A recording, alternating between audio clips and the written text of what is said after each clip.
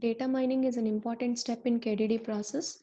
To extract knowledge from the available data sets, we need to apply data mining tasks. In this video, we are going to see data mining tasks. They are generally divided into two categories: predictive data mining tasks and descriptive data mining tasks. The task to be used is dependent on the nature of the problem or the kind of patterns we are looking for.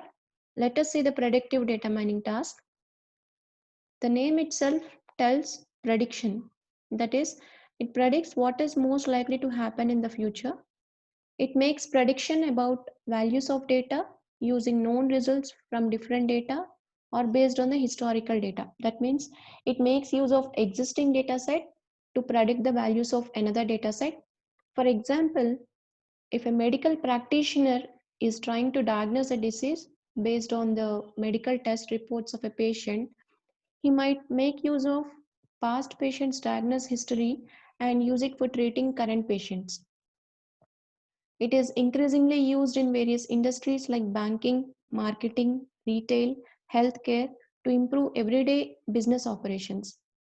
Predictive analysis involves the result of questions like what will happen next, what is the outcome if the trend is going to continue, what actions are required to be taken. Let us see the descriptive data mining task. It deals with the general properties of data in the database. The main goal of descriptive data mining model is to discover patterns in the data and to understand the relationships between attributes represented by the data. That means descriptive analysis is used to mine the data and provide the latest information on past or recent events. It usually finds data describing patterns and comes up with new significant information from the available dataset. For example, if a retailer is trying to identify products that are purchased together, generally this knowledge can be derived just by checking the customer's purchase history. It is considered as one of the descriptive data mining tasks. It is mainly used in retail business. Descriptive analysis is capable of generating the response of what has happened, where exactly is the problem, what is the frequency of the problem.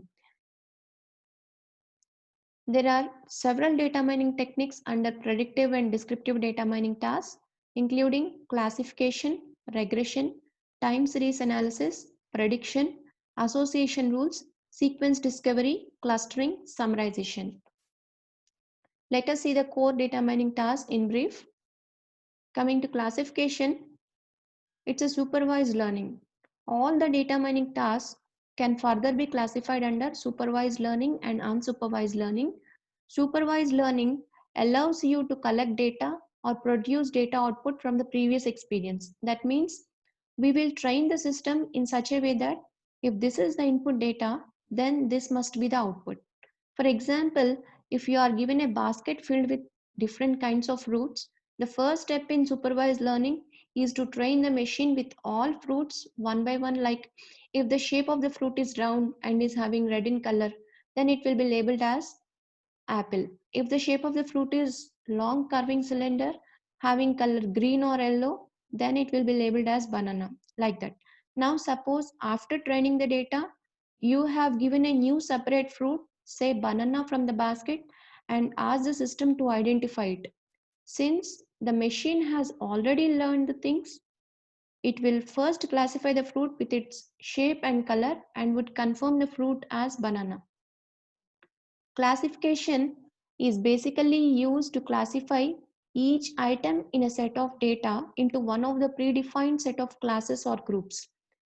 That means it derives a model to determine the class of an object based on its attributes. Suppose if you are given a collection of records, each record with a set of attributes, one of the attribute will be a class attribute, and the goal of the classification task is to assign a value to the class attribute. Generally, the values of class attribute will be categorical values such as yes or no, disease or no disease, red or blue, purchase or don't purchase, like that. Classification can also be used in direct marketing. Based on past purchase history of a customer, we can analyze whether a customer is likely to buy a new product or not. With this, the marketing cost can be reduced just by targeting only a set of customers. It is even possible to know which customers purchased similar products and who did not purchase in the past. Here, the class attribute will be purchase or don't purchase. Once the class attribute is assigned, we can use the information of the customers who purchased similar products, and we can send the promotional mails only to the targeted customers. This will definitely expand the growth of the business. Regression is also a form of supervised learning. It is similar to classification except the case that classification accepts categorical values for class attribute, whereas regression accepts real values for class attribute. Clustering is a form of unsupervised learning. Unlike supervised learning, there is no training data, no class labels. We use these algorithms to act on the information without guidance. The objective of this unsupervised learning is to group unsorted information according to similarities, patterns, and differences without any prior training of data. For example, if you are given an image having dogs and cats, which you have not seen ever, the machine has no idea about the features of this, so it can't categorize into dogs and cats, right?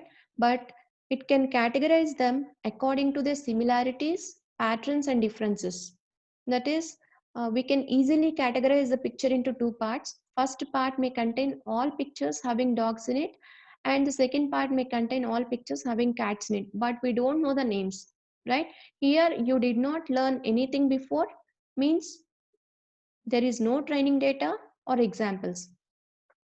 Clustering is a form of unsupervised learning in which you want to discover inherent groups or clusters in the data. For example, we can group the customers by taking several factors like purchasing behavior, customer behavior, responsiveness, locations, etc. It will help the retailer to understand the customers and also in providing better services, right? To make the concept clearer, we can take book management in library as an example. In a library, there is a wide range of books in various subjects, right? The challenge is how to keep these books in a way that the readers can take several books in a particular subject without hassle. By using this clustering technique, we can keep the books that have same kinds of similarities in one cluster and label it with a meaningful name. If the readers want to grab books in that particular subject, they would only have to go to that particular shelf instead of looking for the entire library. Association, it is one of the best data mining technique. In association, a pattern is discovered based on a relationship between the items in the same transaction. It's an unsupervised learning. It is mainly used in retail business, that too mainly in market basket analysis, to identify a set of products that customers frequently purchase together. An association rule problem is where you want to discover rules that describe large portions of your data, such as people that buy X also tend to buy Y. This could be used in marketing promotions, customer relationship management, and inventory management. We will see the algorithms for these tasks in the subsequent videos. Thank you.